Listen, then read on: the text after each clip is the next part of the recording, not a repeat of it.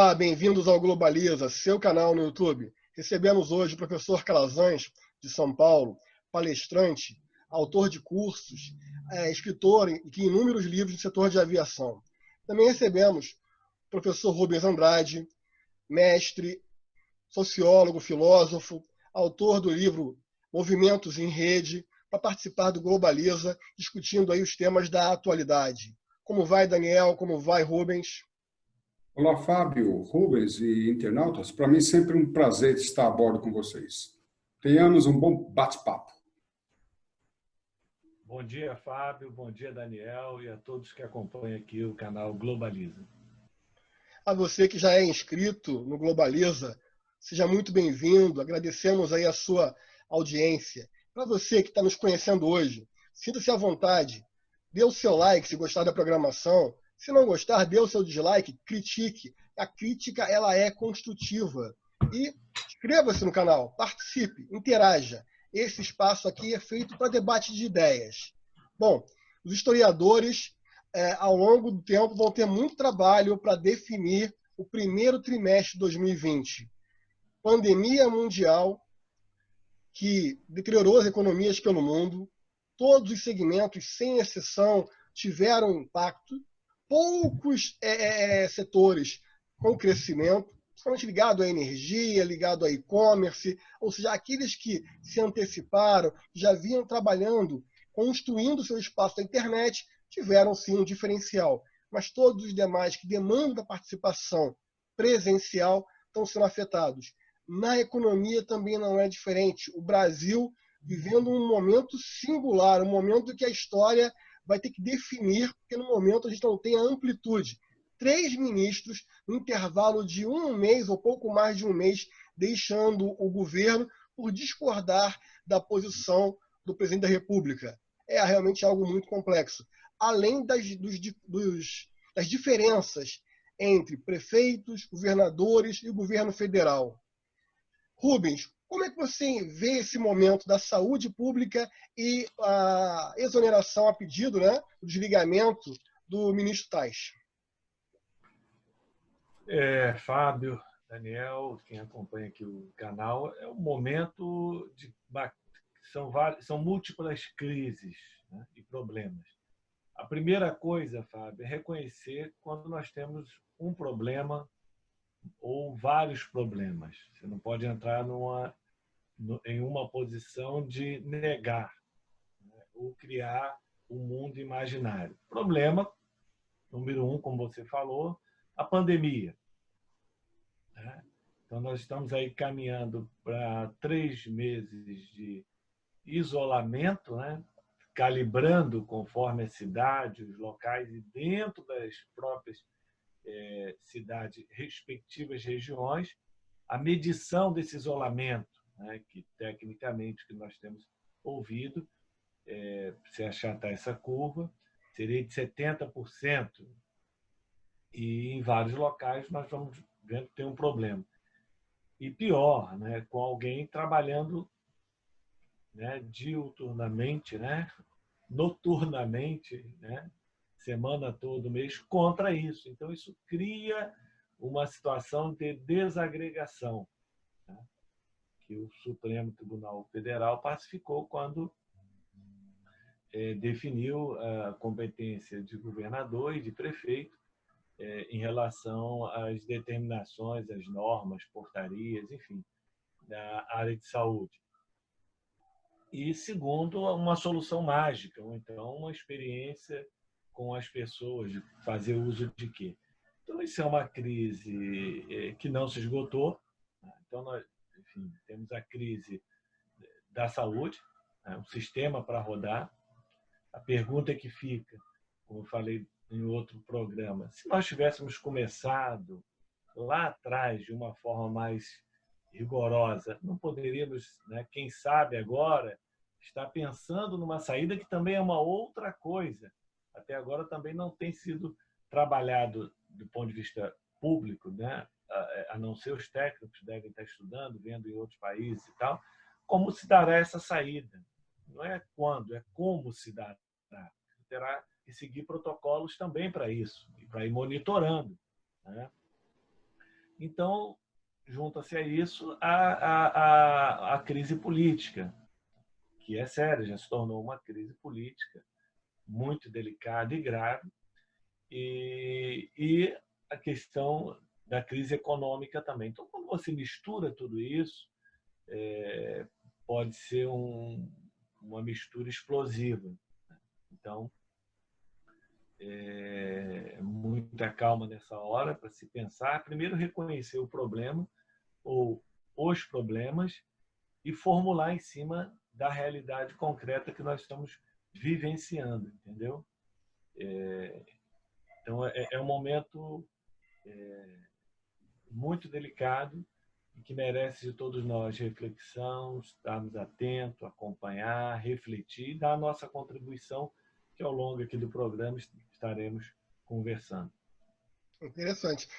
Daniel, é inegável que economia, saúde são elementos que têm que ser coordenados. Um não vive sem o outro. Eu acho que a economia tem um reflexo na saúde pública e a saúde pública tem, por sua vez, reflexo na economia.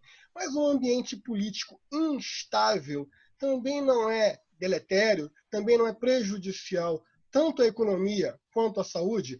O presidente não está sabendo escolher os seus ministros? Nós temos uma crise no Brasil que eu estou perdido. Eu não sei se o pano de fundo é político ou se o pano de fundo é pandemia. Já estou meio perdido. Qual que é o pano de fundo? E nós temos aí áreas estratégias críticas, muitíssimas críticas, que o país passa por uma situação de justiça, de lava-jato. E aí você vê uma crise com o ministro da Justiça.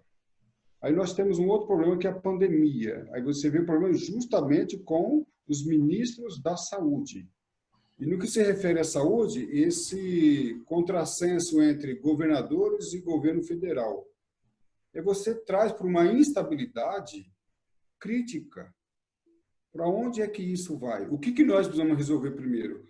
A pane de saúde ou a pane? Estou falando pane aqui, né? Um vocabulário de piloto, né? Porque a ideia que eu tenho é que nós estamos em voo precisando arrumar o motor do avião que parou. Mas o que eu vou arrumar?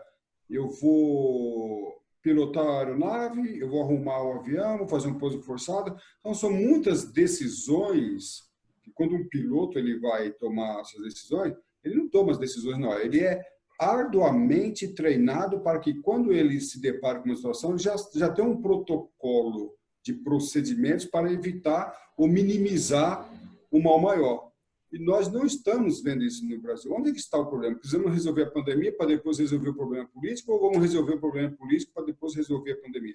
Claro que está tudo entrelaçado, mas o país passa por momentos e essas áreas críticas é que estão sendo envolvidas. Claro, e aí nós temos consequências fortíssimas na economia, na educação e assim por diante. Eu tenho visto esse caos no mundo todo, mas no mundo todo eu não vi nenhum país com uma crise tão acentuada, não só na saúde, nos outros setores. Então, há necessidade de ver o triângulo, o que nós vamos priorizar, e aí a gente vê uma instabilidade entre governadores e o governo federal. Isso precisaria acabar, embora haja divergência em vários setores, o que é melhor para o povo? Nós estamos numa democracia. Democracia, a vontade é do povo. E nós temos percebido que o povo não tem sido levado em consideração. O que o governo federal quer? Ele quer isso. E o estadual? Ele quer isso. Por exemplo, nós estamos aqui em São Paulo, no rodízio. Rodízio um dia sim, um dia não, e pronto, acabou. Qual é a nossa vontade? Foi perguntado, independente das consequências técnicas, isso foi melhor ou não foi melhor?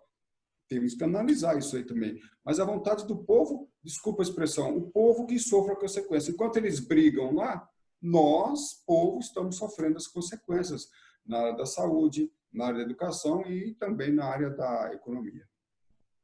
Nesse momento a gente vive uma crise de desinformação.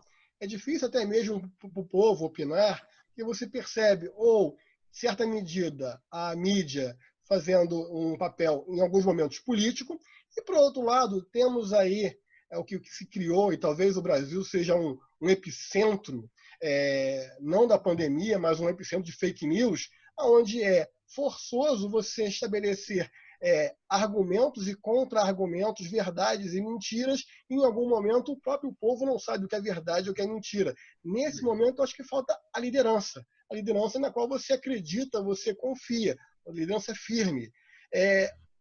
Rubens, você que tem experiência no setor público, tanto como estudioso como executivo do setor público, já foi secretário, o executivo, o chefe do executivo, ele deve se assessorar de técnicos e para que possa auxiliar a tomar a decisão. Ou a decisão do executivo, ela prescinde da decisão dos técnicos envolvidos. Não pode ser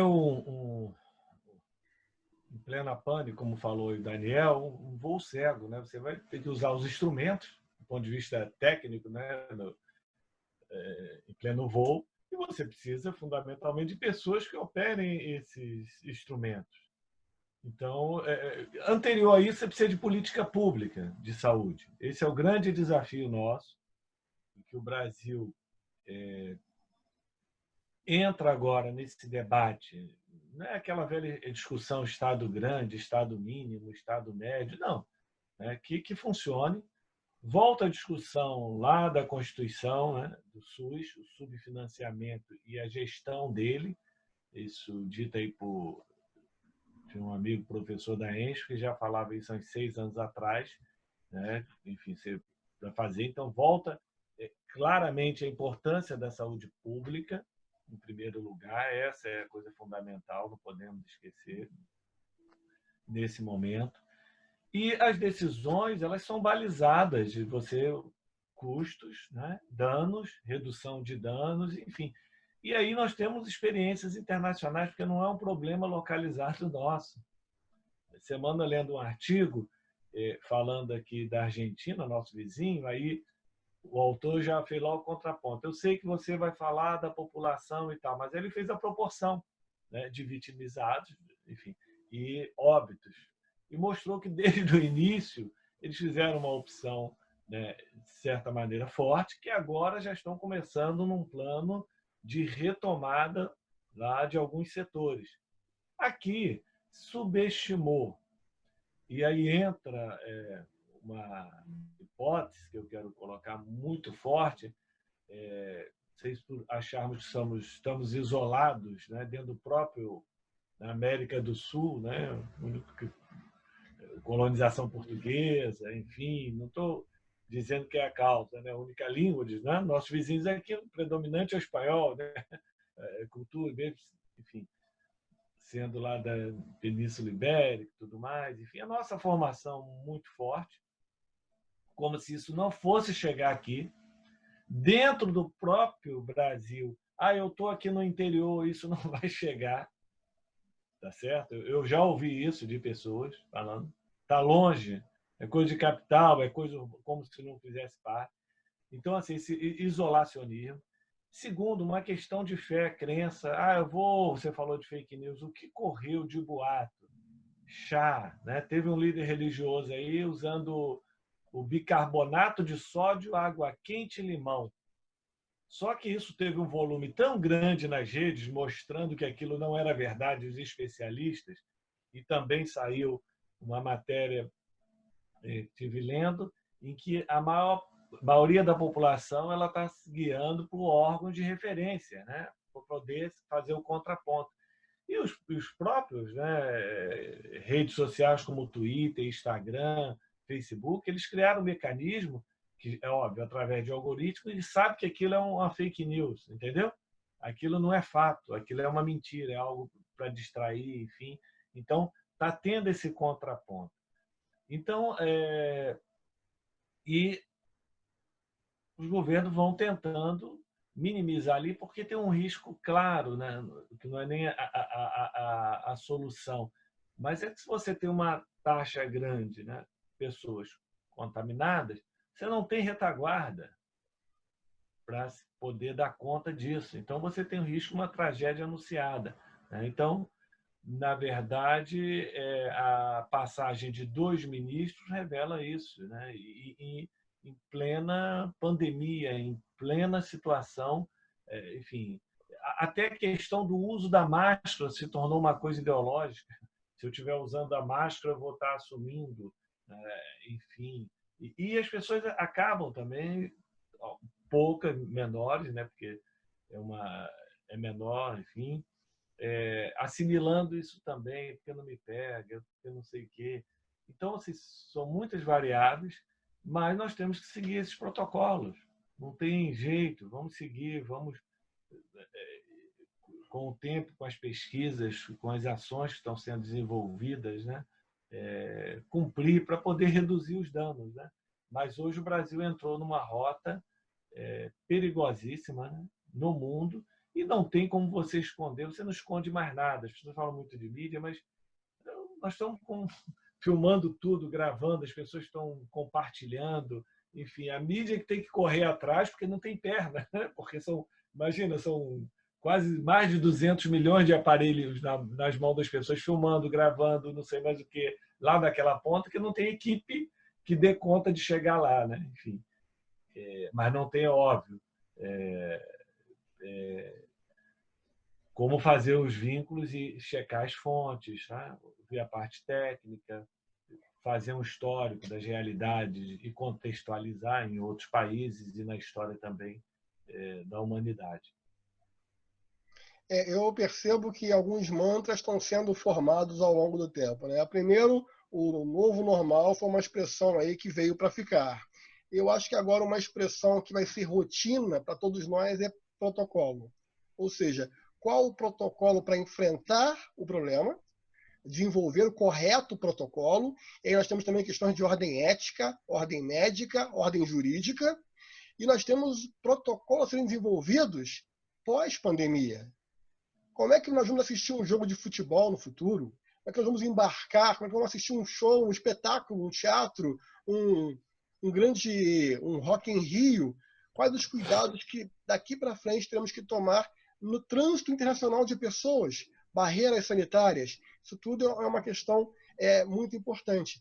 Essa questão de protocolo, Daniel, como é que a gente hoje está trabalhando com uma ideia de os médicos estarão autorizados ou não a administrar um medicamento que não foi desenvolvido especificamente para esta patologia? O paciente virou cobaia?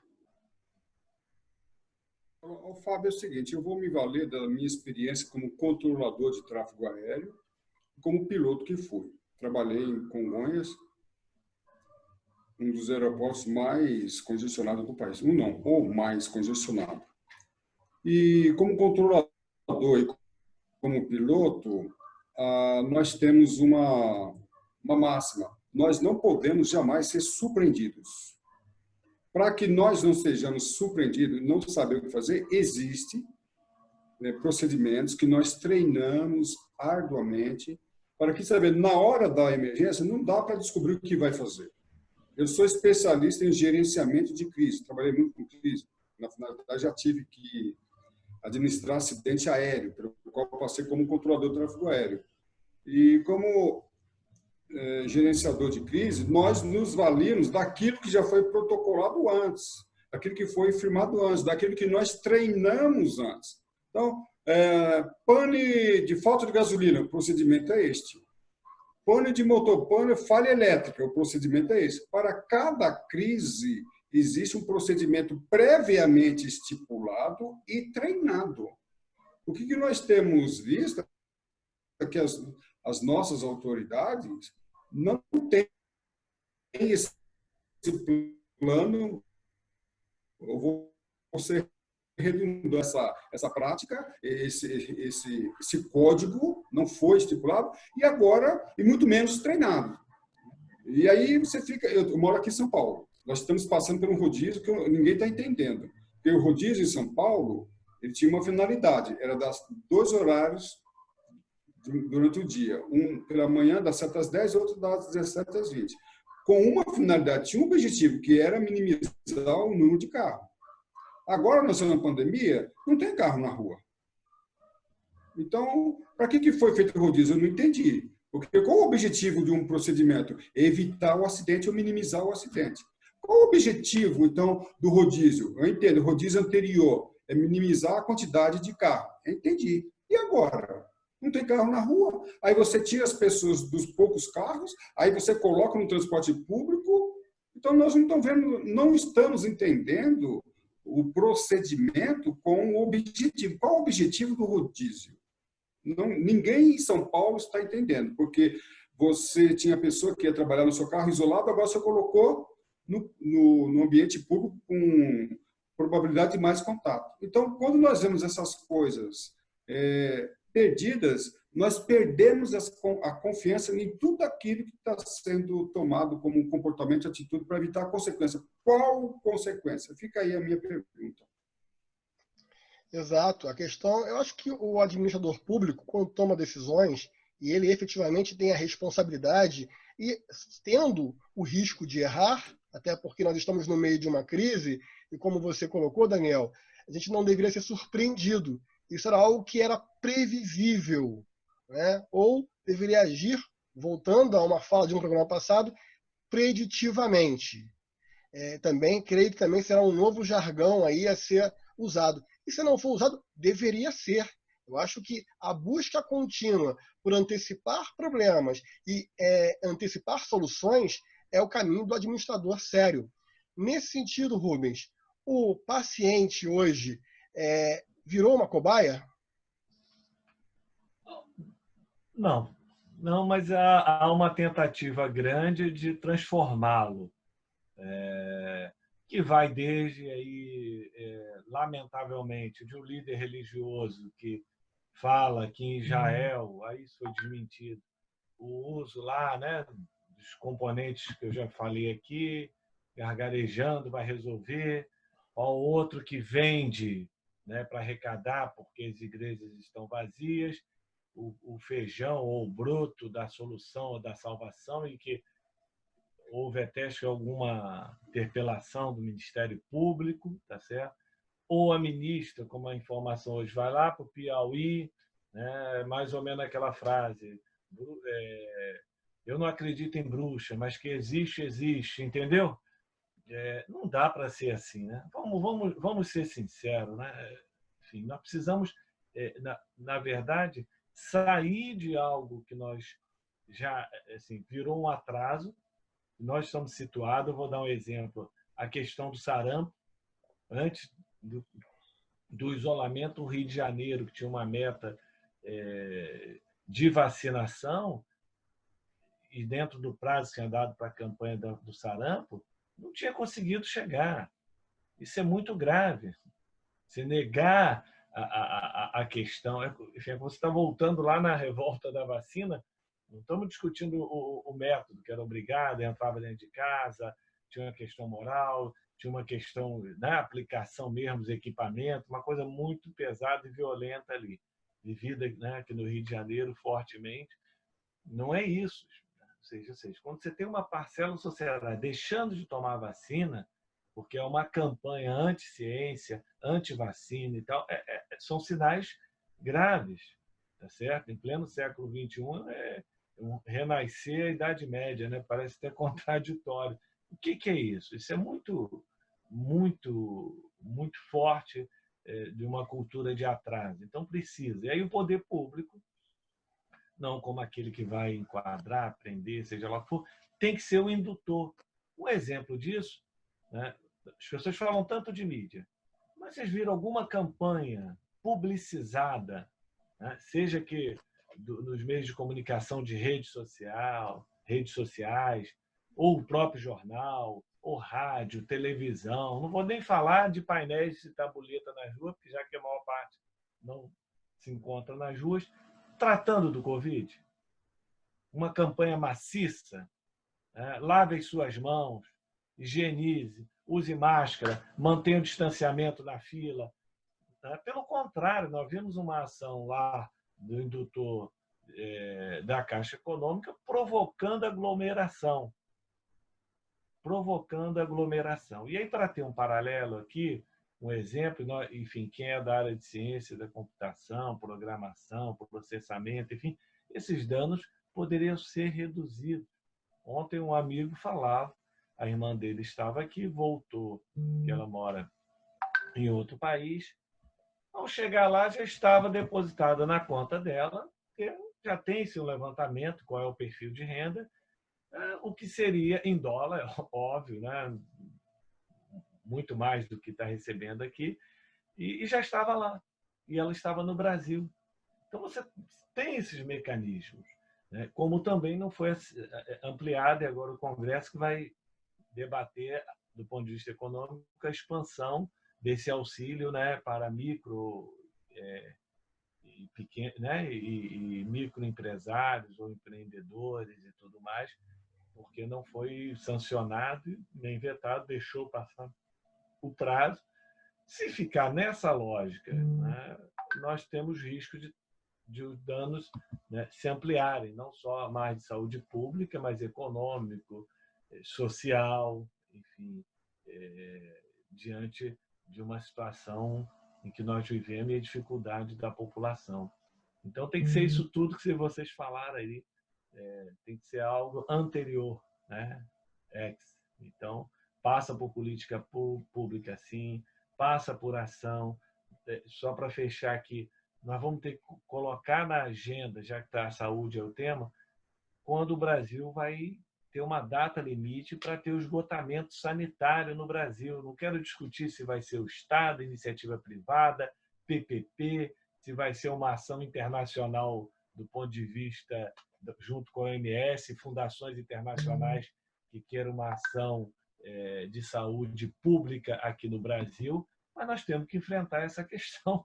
Não tem como fugir, se vai ser em 4, 8, 12, 16, 20 anos, independente de quem esteja no poder, na prefeitura, no Estado, no governo federal, entendeu? Mas vai ter que se construir esse modelo para coletar, né, o esgotamento sanitário. Isso é saúde pública, né, também. O tema está muito interessante, mas a gente já até estourou o nosso horário, a gente tinha definido para esse programa, mas como última participação no bloco, eu queria uma última provocação de vocês. Daniel, a mídia, aí, como levantou o Rubens, tem um papel importante na disseminação de informações reais, informações técnicas. Por outro lado, a academia, as faculdades, o Conselho de Medicina estão sendo omissos, pouco participativos no momento de vir a público externar a sua posição institucional sobre esse momento da saúde pública? Olha, boa pergunta, hein? Nós temos visto, até mesmo fizeram perguntas, né, mídia? Cadê o astronauta? Cadê o astronauta? Não pela pessoa dele em si. Quando essa pergunta foi feita pela mídia, cadê o astronauta? O que a sociedade estava querendo não é ele, o astronauta, vindo lá explicar o Covid, mas está querendo, cadê o mundo científico para nos explicar? Então, nós estamos vendo político falar sobre cloroquina. Eu queria ver médicos, mais cientistas, mais o mundo acadêmico. Essa é uma boa pergunta e fica aí o apelo para que eles venham à mídia e nos auxiliem para nos dar informação. Um dos pontos que foi falado aqui é que falta informação. E quem tem que dar essa informação é esse público técnico científico. Estamos aguardando. Rubens, eu tenho visto algumas reportagens, algumas entrevistas com ministros da saúde de governos anteriores, que todos eles foram médicos, o que tem até um aspecto técnico para uma pasta tão importante. Mas ouvir um ex-ministro não tem também um quê de politização no debate? Não, eu não tenho preocupação com isso. A gente precisa entender que a política é fundamental. Não tem como a gente. Eu não sei se é porque se amalgamou tudo com política, partido, eleição, corrupção, criou-se uma linha muito assim, né, retilínea. Você tem que ouvir.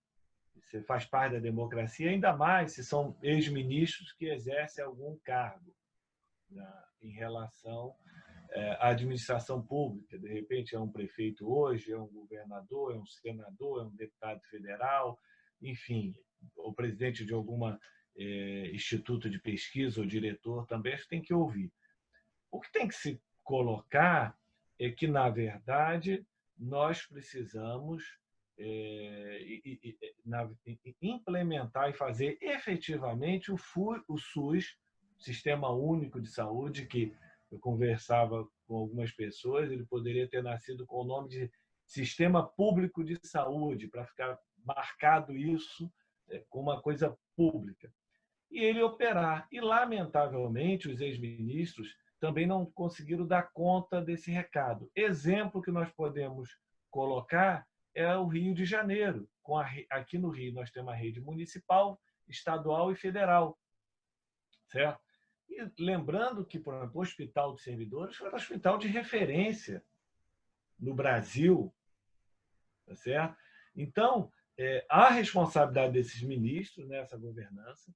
Houve, sim, no momento 96, 97, a passagem dos PANs, que era do INAMPS, né, o Posto de Assistência Médica, para a Prefeitura, essa governança, mas isso é uma questão no Rio de Janeiro e em Porto Alegre. Né? Os hospitais universitários também nessa discussão, ou seja, nós precisamos concretamente fazer com que o SUS tenha uma gestão integrada de comando. Não pode ter um SISREG, um Sistema de Regulação de Vaga municipal, estadual e federal. E para que não tenhamos fazer como agora, né? É algo que eu pergunto muito, fico me perguntando, hospitais pronto, como estrutura, como aqui Andaraí, quem é do Rio de Janeiro sabe, né? Ou lá em Jacarepaguá, né? Enfim, na subida da serra, enfim, o de Ipanema, os Servidores, o Bom Sucesso. Você vê Bom Sucesso como é que é, entendeu? Então, são hospitais que não é nem a direção, são as diretorias administrativas e financeiras que viraram moeda de troca para indicações de deputados federais. Porque a gente fica falando indicações políticas, ela existe, isso qualquer é normal e tudo mais. Agora, você independe para quê? Qual o objetivo, né, dessas indicações? Enfim, para a gente E não indicar pessoas capazes também. criminalizar a política e ter um controle da sociedade. Então, assim, o que faltaria, de repente, nesse debate, ministro, e aí, por que vocês não avançaram no SUS? Por que vocês não fizeram efetivamente um financiamento? Por que nós penduramos as nossas compras de insumo em 2 países, na China e na Índia?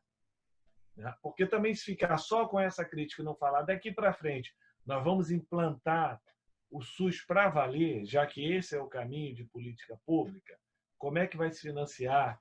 Como é que vai se dar o processo de escolha e seleção de diretores? Né? O museu, por exemplo, que eu saiba aqui do Museu Histórico Nacional, passa por um processo de seleção pública, de chamamento. Por que não pensar sobre isso? E ter uma prestação de contas transparente. Agora, nós, enquanto sociedade, não vamos esperar que isso seja feito. Nós vamos ter que colocar isso na pauta. Entendeu? E como é que vai se dar esse financiamento e essa gestão do sistema? Isso é política. Isso é fantástico. É através da política que a gente vai sair. Porque, senão, vira, sim, uma questão eleitoral. E para encerrar aqui, o Fábio, provocativo ocupar o seu lugar agora, não se engane que, de repente, extremos, que parece que sequer se falam, um quer matar o outro, de repente estão apostando no mesmo caminho, nas suas perspectivas, que serão vitoriosos. Então, nós atentai bem para isso. Né? E esse é um chamamento e uma reflexão que eu faço aqui para nós. Atentai bem para isso. Você pensa que você está radicalizando do ponto de vista extremado e eles estão no mesmo caminho, né? Querendo permanecer como únicos atores e numa falsa dicotomia, numa coisa maniqueísta, tá certo? Eu acho que é importante esse teu chamado final, Rubens. E, internauta, fique atento. 2022 está chegando. Mudanças dramáticas na política dependem da sua participação, da sua escolha consciente. Não se deixe levar aí por guerra de torcidas entre partido A e partido B. Como bem alertou o Rubens, no final, tudo está ligado a um grande plano de governo, a um grande plano estruturante aí, político. Pessoal, quero agradecer muito a presença de vocês mais uma vez aqui. Daniel, sua saudação final. 36, CCC. Curta, compartilhe e comente. Para mim, professor Calazans, sempre um prazer estar a bordo com vocês. Um abraço. Grande abraço. Rubens, sua saudação final. Agradecer aí mais uma participação Globaliza. E vamos em frente, vamos resistir, vamos cuidar da nossa saúde, da vida. Isso é importante para todos nós. Um abraço a todos os internautas aí. A você que nos assistiu, muito obrigado. A sua participação é muito valiosa. Deixe o seu comentário, sugira novos temas. A todos, um bom dia.